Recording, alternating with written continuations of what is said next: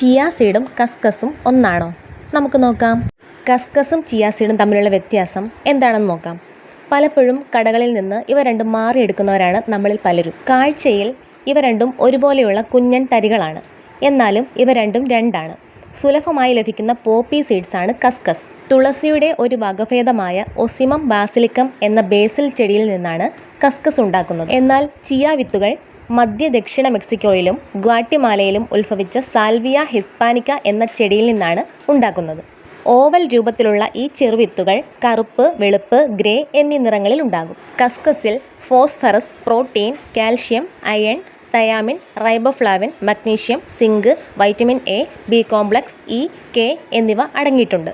ഇതിലെ നാരുകൾ ദഹനപ്രക്രിയ സുഗമമാക്കുകയും തടിയും വയറും കുറയ്ക്കുകയും ചെയ്യുന്നു. ഇതിന് കലോറി വളരെ കുറവാണ്. 2 ടീസ്പൂൺ കസ്കസ് 1 ഗ്ലാസ് വെള്ളത്തിൽ ഇട്ട് വെച്ചിട്ട് രാവിലെ കഴിക്കാം. ഇത് പ്രമേഹവും കൊളസ്ട്രോളും കുറയ്ക്കാൻ ഏറെ ഫലപ്രദമാണ്. ചിയ സീഡ്സിൻ്റെ ഗുണങ്ങൾ നോക്കാം.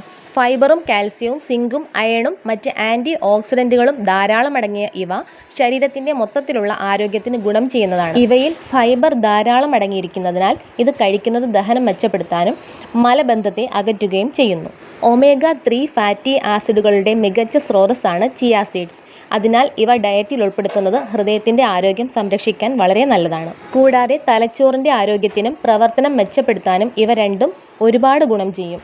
അപ്പോൾ കസ്കസിൻ്റെയും ചിയ സീഡ്സിൻ്റെയും ഗുണങ്ങളൊക്കെ മനസ്സിലാക്കിയല്ലോ. ഈ നോമ്പ് കാലത്ത് ഇവ രണ്ടും കുറേശ്ശെ വാങ്ങി വെച്ചാൽ ജ്യൂസ് ഉണ്ടാക്കുമ്പോൾ അതിൽ ചേർത്ത് കഴിക്കാൻ മറക്കണ്ട.